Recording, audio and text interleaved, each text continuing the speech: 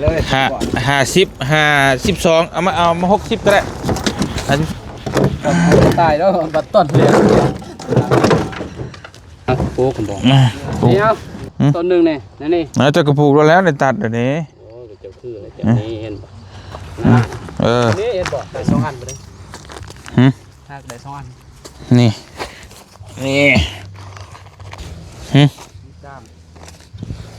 ด้ามอันนึงได้2เยอะ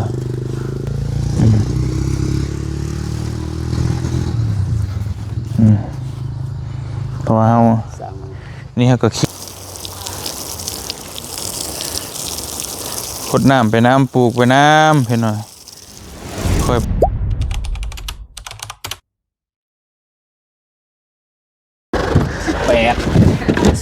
18ไทย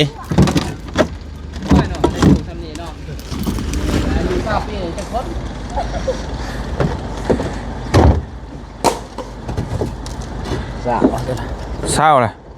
2 4 6 8 10 2 4 16 18เศร้า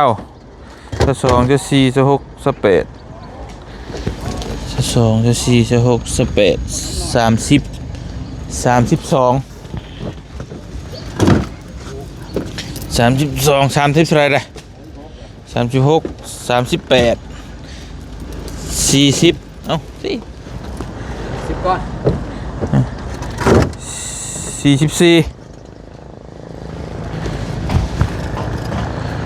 เอาใกล้ๆนี่แล้วเอา44 46 48 52เอามา60ก็ได้52ไม่เอา60เผื่อไว้52 56 58เอา60เอาโอเคเท่าไร3 เส้น5ปูนมีอยู่ตัวปูนแดงมีบ่เอาให้นึงก็ชอบนึงเอานี่ได้บ่ได้เดี๋ยวเอามาให้ชอบนึง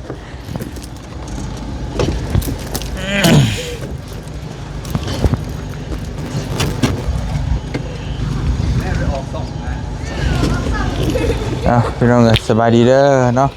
ซื้อบล็อกไปให้ไอ้แดงไปเฮ็ดอันห้องน้ำก่อนอัน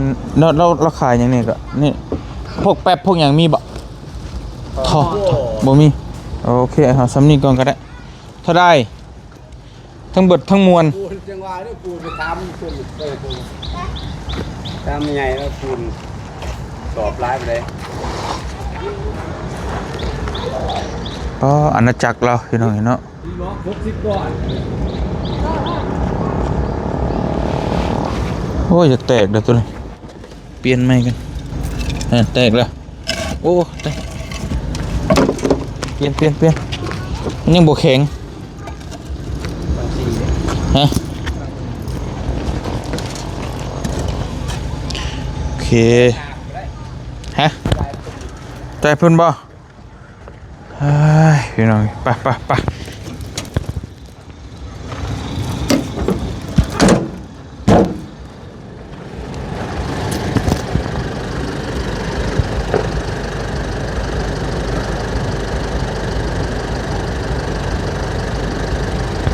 จ่ายเงินนะเพิ่นว่าเพิ่นบ่ฮู้ราคาปูนนี่ดิเอาขึ้นแล้วปูนสอบหนึ่งกับอันบล็อก60 ก้อนเพิ่นบ่ฮู้ราคาปูนเท่าไหร่สอบ30 ก้อนวันสอบแสน30,000เสียอีกจัก100ซะบล็อกจะก่อน60 6,000เลย10 คูณ 6,000เลย36 3,600บ่ได้4,600 4,900 ไปซื้อบล็อกกระปูนไปให้สร้างแดงก็ห้องน้ำที่นั่นนะ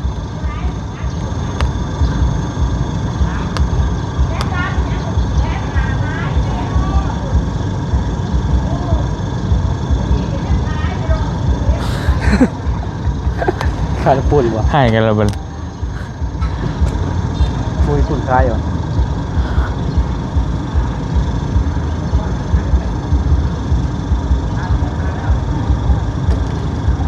อะไร ได้แล้วบ่เป็นหยังบ่เป็นหยังฮะเอาเราว่ามัน แสนหาบ่ เท่าไรราคาปูนน่ะกลับไปเลยเชนชีก็ได้ไปเลยฮันโอเคไปบอกลงบัดนี้ปาโตโอ้ปลูกแล้วปาโตพี่น้องเลยปลูกเรียบร้อยแล้วอยากต่ำโพดเนาะ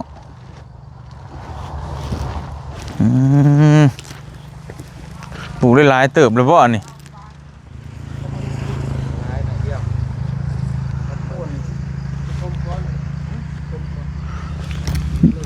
ยันแต่อันนี้แหละบัดเวลาฝนตกมานี่แหละนี่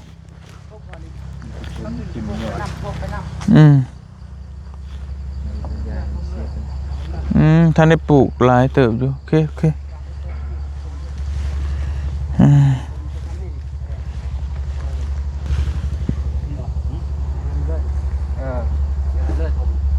ดีแล้วเราท่านได้ปลูกหลายแต่ว่าเมนทุมมันอย่ามันเบี้ยมันหน่อยนะแมนแบบนี้ให้มันได้แบบนี้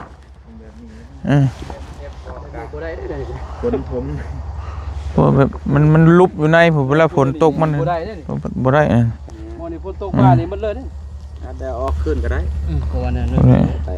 ให้มันได้แบบนี้นะนี่แบบนี้ไม่ได้แบบนี้กูรีบเลยได้เนี่ยฝนตกเนี่ยสั่งหน่อยป่ะสั่งหน่อยเอาไหมสั่งหัวหน้าตีหัวหน้าหัวตาเบาบ่ได้ได้คำนำลือไม่ได้สั่งหัวหน้าเนี่ยบ่ได้บ่ผ่านแบบนี้บ่ผ่านไม่ผ่านเลยสร้างน้อยนี่บ่ได้นั่นได้อยู่กูเย็บก็ได้เนี่ยเย็บมันจะแตกนะเด็กทุ่มเอามือนี่บอกไปเลยทุ่มเอามือแตะได้เดี๋ยวยับแตกดิฉันเห็นว่ามันคักกลัวได้แล้วแตกก็ได้แตกไฟมันตายยับ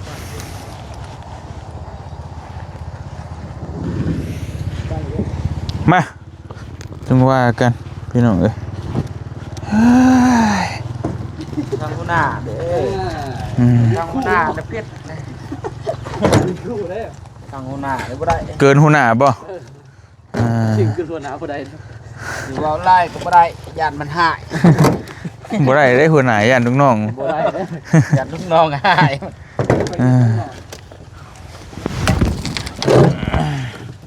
พอกับพี่ไอ้นี่มันบุกคือกับพี่เอาลงมันน้อย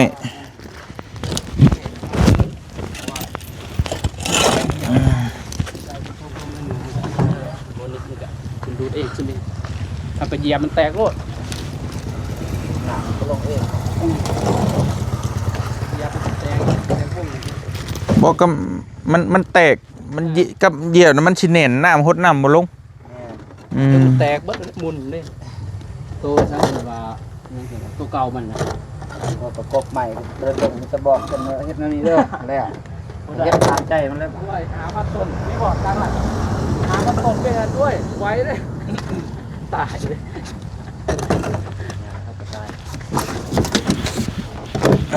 ตายแล้วบัดต้นเลย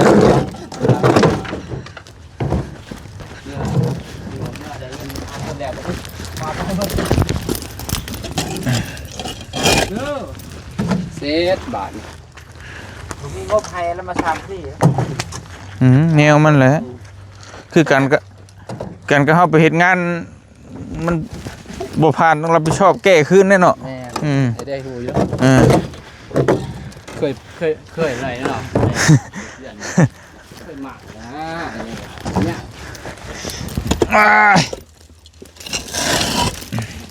แข้งดิฮะแข้งบ่ได้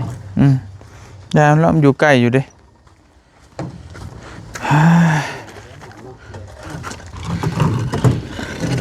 เห็นแล้วเขาสิยกได้เสาสี่ห้าคน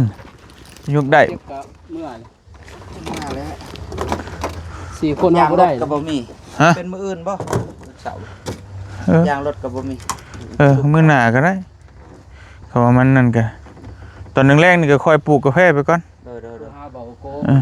แม่โทรหากันหลายๆคนจะมื้อเอาไหม เก็บมานำ เจ็บบ่เจ็บอย่างไร เรียกลายมันบ่มีที่ สื่อโตแล้ว ก่อนเพิ่ม โตแล้ว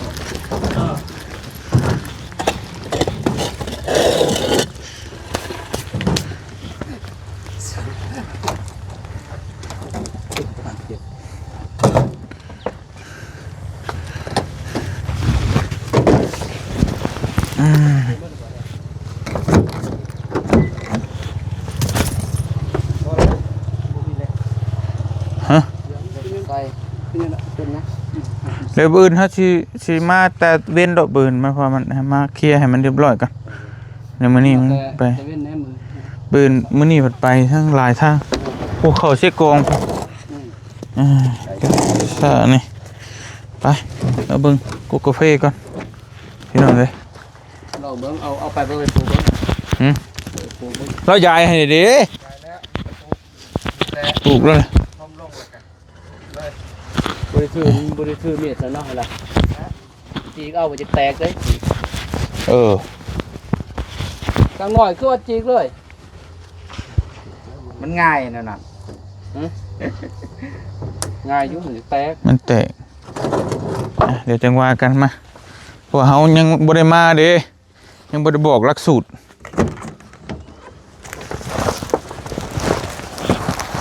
แป๊บนึงเด้อกรีดพื้นนี่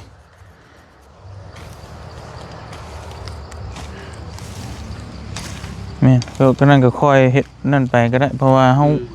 พอแบบนั้นเบิ่งกว่าหั่นนั่นก็ถมไปเลย โอ้ฝนตกหมดเลย เดี๋ยวคอยปลูกกันเนาะ ค่อยปลูกไป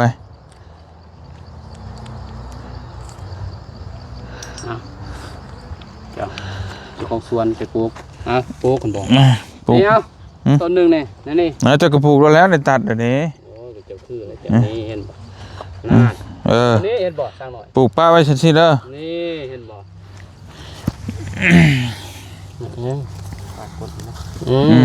ปาดก้นบ่ให้ติ้งบ่ให้ติ้ง มันแตกเด้อ นี่มันก็ได้เลยเนาะ เออ โตกผู้ดีงามเนาะนี่เนาะสามีเนาะ สูงแน่ สูงแนวบ่นี่ จุงนิดนึง ดินไหลออกเรียกตัวเบา เป็นยังตีจำนี่ นั่นแหละแม่นเฮาต้องเคลียร์แบบนั้นเวิงมันให้มันได้ นี่เห็นบ่จำนี่ปลาสนิทเอาเลย นี่ กันแมลงตัวอันนี้ก็ต่อย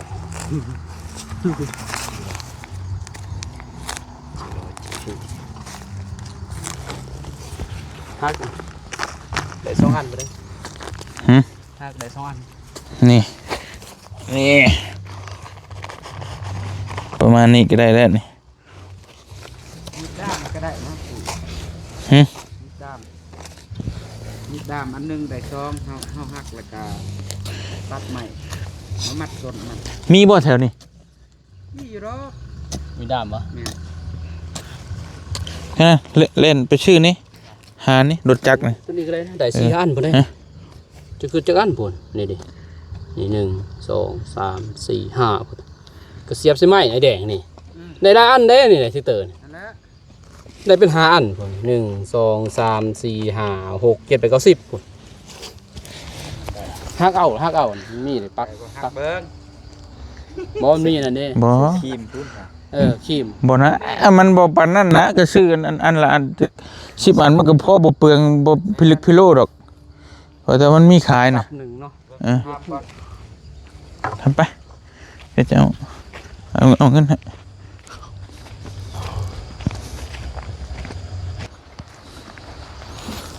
มันคือออกแล้ว ตัดไปเวียนเลยติ อืม เราเห็น เคยปลูกอยู่บ่ ไอ้กล่องแล้วนะ เคยปลูกกาแฟอยู่บ่บ่ว่าระดับเจ้าบ่เคยปลูกกาแฟฮะ คือกันเด้เป็นก้างแบบเป็นโรคเอาเนี่ย เอาไว้ฉันนี่ก็ได้อยู่ที่เนาะได้บ่คิดฮะบ่ได้หมายเข้ามาแบบไร มันฮ้อน ฮะมาที่มันสิบ่ฮ้อนเนาะทำไร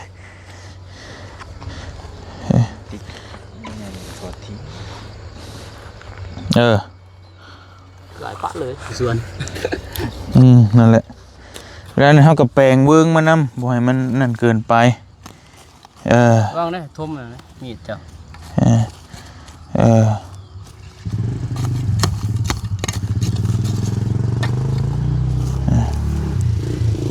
เยอะ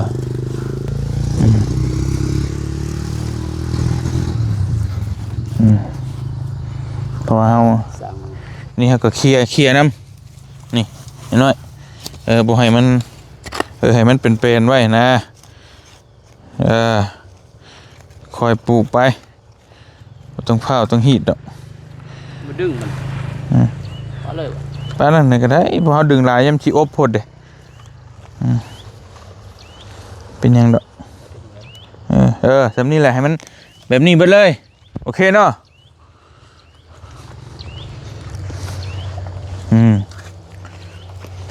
ปลูกได้พี่น้องเด้อเห็นไว้ให้เห็นปลูกแล้วนี่ ปลูกแล้วเรียบร้อยก็ไฟ ปลูกเด้อเจ้าดาวปลูกแล้ว เรา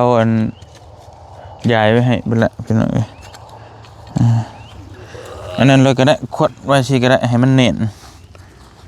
เพราะว่าถ้าเฮานั่นพังนั่นแหละมันสิบ่เน่นบ่เข้าแล้วเจ้าทางหลังมันปาด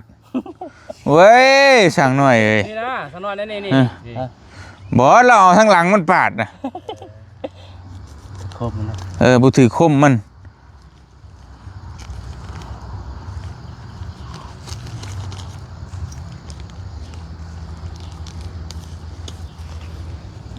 เฮาควัดลงน้ำประมาณนี้แหละเพราะถ้าตื่นหลายมันสินั่นโพดเด้เวลาฝนตกมันสิไหลน้ำไหลไปมันก็สินั่นโพดเอาขึ้นอีกเชยประมาณนี้แหละ thank you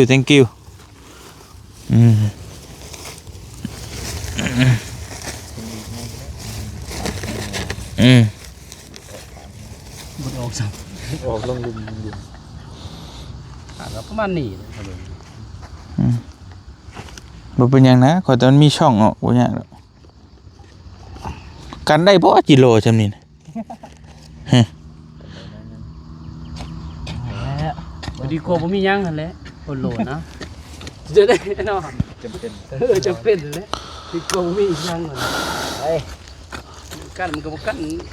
ประมาณนี้ก็ได้อยู่นี่ประมาณแลดลงไปก็เขาเดียวมันดูมันเต็มมันแลดเขาก็จับปลายแหละบางงานก็กินแล้วนี่ได้ดีแท้ก็ตัดทิพย์เลยยากซ่ากันบ่ได้กันบ่ได้ก็ก็ได้ว่าผมเอามันเฮามันซื้บางตัวมันก็โง่ดิ บางตัวโง่ได้บอกแต่ว่าฮับปะลงๆกัดปัดเลยกัดได้เบิดก็เบิ่งมันยังเอาเนี่ยให้สร้างหน่อยเนาะปูคืนฮะอันนี้จะรอโคขึ้นอย่างเนี้ยว่าที่ปีหนึ่งจะอยู่ในมันสียังหมด2-4-500โตกันฮะลูกลายบ่เอาลูกมันเอาแมวให้ได้อยู่ปีนึงเลยบ่ต้องจัดกิโลบอกว่าบ่ให้ขาดสายตานะเจ้าก็ต้องอีกเสียงห้องบันไดไปหนวดเจอนั่นแหละประมาณนั้นจะไปรถจะได้ดูว่าจะรอแล้วอย่างนั้นเต้นกันเปลี่ยนมันมีมันคือทางปุ่มบริเวณมันให้มันเกี้ยงไว้ นั่นแหละแปลงให้มันงามผู้สาวก็ยังได้งามนี่ก็ต้องให้งามเหมือนกันเย้ยนั่นแหละแปลงให้มันงามเจอนั่นแหละแจ๋วดูนี่เดี๋ยวเบิ่ง ผมเลยนะ ทุบเลยฝนตกมากเกิดพอดีทุบเลยนี่กวดเคลียร์ เคลียร์ออกเคลียร์กบอันนี้เคลียร์ตอนออกซื้อเคลียร์ที่นอกเคลียร์กบอะไรอันแตกเลยนี่นะขุดอยู่ บ่ได้มาบอกเราเลยช่วงตอนแรกเด้ผิดตามอำเภอใจเรา เราฟังพนานะเราบ่ญาตินะพนาแม่นพนาก็ใจมีเฮ็ดแล้วใจมีเตะก็ไม่ได้ทำมันอ่ะพนาก็บ่ทำมึงน้องเนาะเดี๋ยวน้องบ่ทำพนาบ่ฟังหัวหน้าก็อย่าฟังเฮาก็พอใส่พนานี่นำด้นนี่น้องพนาเนาะกันพอเฮาต่างปลูกแล้วต่างแปลงไปนำเลยนะซั่นน่ะมันบ่พอเราไถมันกระดูกกระดิกเด้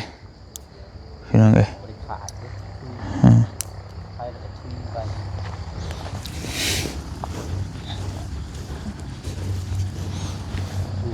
มีแต่คอยปลูกไปเรื่อยๆแหละบัดนี้ก็เบิ่งแล้วฮะบ่ไถมันก็ได้แล้วพ่อน้องเพราะว่าถ้าแบบนี้เด้นี่ถ้าเจ้ากวดซื่อนี่มันสิดินมันสิบ่อ่อนแบบนี้นี่บ่อ่อนแต่มันแข็งเนี่ยเวลาเฮาแข็งนี่มันเวลาเฮาปลูกแล้วรากมันสิเดินบ่ได้เด้นี่ข้างๆนี่อันนี้มันข้อดีของมันคือดินมันล้วนมันชุยนะดินมันอ่อนนะเวลามันรากมันเดินได้บัดนี้นะปัญญาเพราะว่าหากเก่ามันตายหมดพอตรวจแท้ร้อยดิของแท้ตะบืนก็จะมาคุมเพิ่นเบิดมื้อนี่เป็นจังได๋แท้สร้างน้อยนี่บ่ได้เด้อเจ้าน่ะก็จัดการเจ้าเบิ่งสร้างน้อยดีแต่ปลูกบ่หลายแต่ปลูกหลายกว่านี้ปลูกหลายได้นี่ปลูกหลายตายแง่มตัวได้เลยบ่เห็นมันหัวลิบเนี่ยตัวลิบเนาะแล้วมาแดงแน่นตัวลิบบ่ได้เนาะพอกับว่าแบบนี้เด้อคอยก็อธิบายให้แล้วกกนึงกกใหม่เราก็เต็มตีนแล้วจะบอกนี่ผมเป็นหยังเฮาบ่ได้กำกับเด้แต่เดี๋ยวเฮามากำกับบอกเราก็ฮู้แล้วเด้อนมเด้อกินนมเอารถนะอ้ายใช่นะบ่ยากดอกเฮาเอาก่อนซีนแล้วท่านได้เอามาให้บ่ให้แล้วโอเคเฮาสั่งซีนมาให้มีแต่อันนี้น่ะมันได้ปลูกแล้วก็แล้วแต่ว่าเฮาสิเคลียร์ออกนะเอาสิจกเคลียร์ออกทับชั้นแล้วก็นั่นแล้วมันสิมาท่วมวุบแล้วแหละนะก็เบิ่งน้ำกันหั่นแหละให้มันนั่นนี่หั่นแหละเก็บไปเติมน้ำมันรถไปรถเอาไปรถโดยเอาไปเติมน้ำมันรถชื่อหันชื่อนี่เนี่ยว้ายเลยเมื่อยเลยโอ้ยบัดนี้ฟังความเลยเด้อไอ้บอลได้เอาสั้นๆเลยจื้อได้บ่จับเจือแล้วเฮ้ยเฮ็ดว่าง่ายให้เฮ็ดคือของเฮานี่เองนี่แหละนี่แหละมันคักมันแน่ก็เฮ็ดเห็นว่าก็เฮ็ดมันก็อยากให้ได้น้ำกันพอได้เจ้าก็ได้บ่ยากดอกนี่แท้เฮ็ดแบบนั้นแบบแม่นเฮ็ดเฮาเบิ่งน้ำกันนั่นแหละเฮ็ดแบบนี้ได้นี่จงไว้จะบอกแล้วแหละมีแต่ว่าคอยปลูกไปเรื่อยๆครับว่ามันนั่นชายยางบ่พอเฮาก็สิซื้อมาต่อเพิ่มใช่ไปต่อไปพอมันก็ฮอดจักพุ่นมันก็ได้หลายเติบอยู่ดอกเบิ่งฮอดลงพุ่นก็กลางจะได้แม่นบ่มันกกใหญ่เฮาไปปลูกตามอันหัวตามสวนตามป่าตามดงน่ะแม่นอยู่ปลูกนั่นไหนก็ได้อยู่อันแต่ว่านี่เฮาละเอียดนิดนึงหั่นน่ะไปหน่อยนี่มาดูใช่มันคัตเตอร์นะนี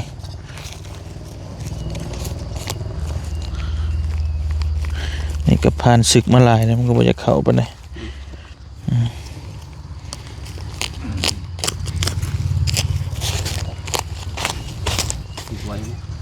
หากมันชุดแล้วออกมอดพี่เลยฮะเนี่ยแล้ว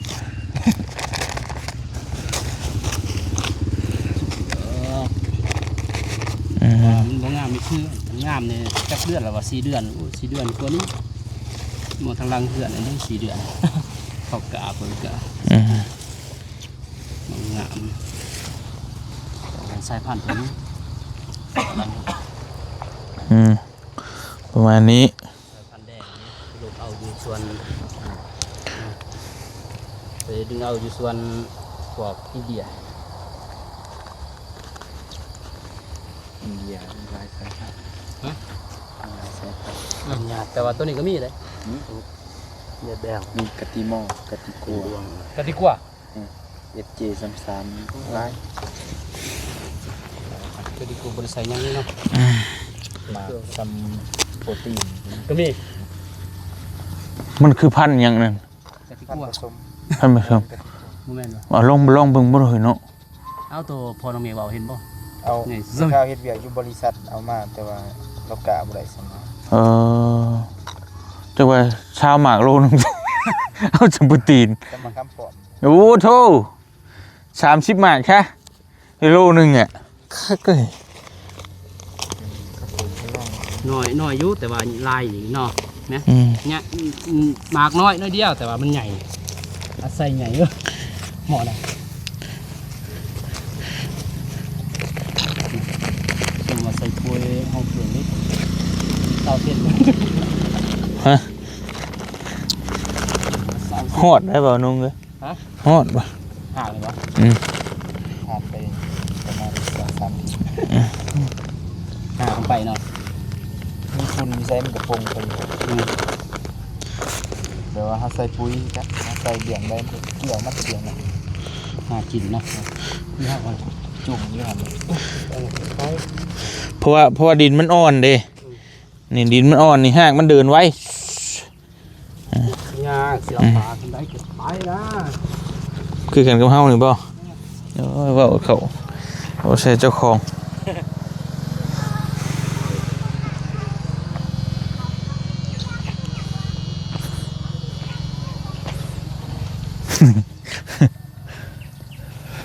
ท่านในฮดเนาะ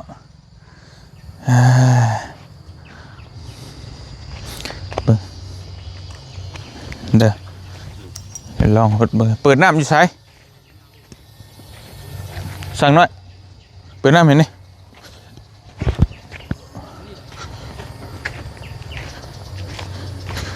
ใส่หัวมันบ่ได้เอามาใส่บ่ฮะหัวมันได้ซะ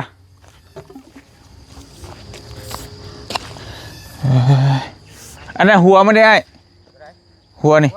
เออ ว่าบ่ใส่เพราะว่าใส่ให้มันดันมันออกบ่แห้งอันน่ะโป้มมันสิช็อต อืม กันแบบหัวมันเรียกว่าหัวตั้งบวกหัวตัวของตัวนั้นได้เรื่อง เออโอเคใช่ ยามโป้มมัน สิซื้อมาไหมฉันนี่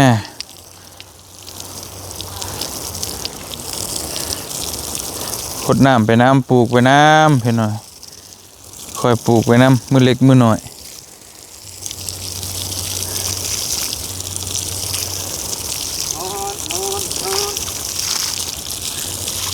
กุ้งก็บอกตัวกระตังไว้กุ้งก็บอก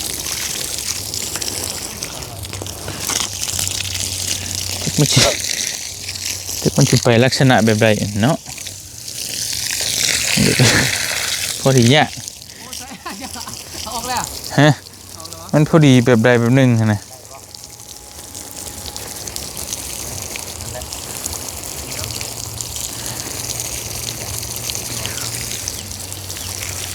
ท้องอันรถนะจะเห็นห้องขันเป็นเหล็กไฟทองมันก็ไม่ยาก มีแต่ว่าบ่ให้มันตื่นเกินบ่ให้มันเลิกเกินนะควัดเอาอีกทางน้อยแบบว่าบ่ให้มันเลิกเกินบ่ให้มันตื่นเกินนะตื่นเกินนะหดน้ำมันก็เป็น ปลาไหล เออ เบาตัวจริง แม่น โอเค เอากะมันถมหนิดนึงนั่นแหละ นาเบาเที่ยงนาดี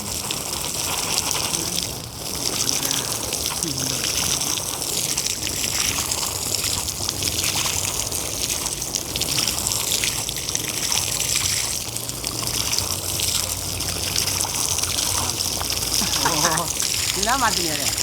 นี่นี่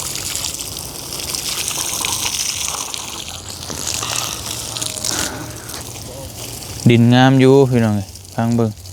กาแฟมันสิงามตามเฮาอยู่บ่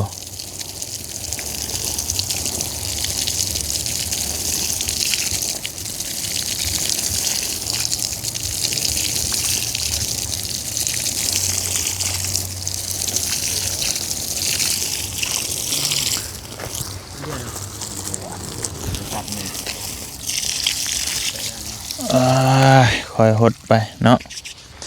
มีแต่ทั้งบ่อเตียงกะสิขอโตวปลูกกาแฟจักเล็กจักน้อยพี่น้องเอ้ยเนาะเดี๋ยวผู้อื่นก็สิมาปลูกใหม่คอยปลูกไปเนาะเพราะว่าน้ำเฮาก็เจาะก็มีแล้วรอถ้าฝนก็โอ้ยบ่ตกจักเทื่อพี่น้องเอ้ยก็มีแต่สิเอาฝนเทียมนั่นแหละปลูกไปก่อนนะพี่น้องเนาะจังได๋ก็ขอขอบคุณขอบคุณขอมกขอบใจหลายๆ FC บ่จุคูทุกคนที่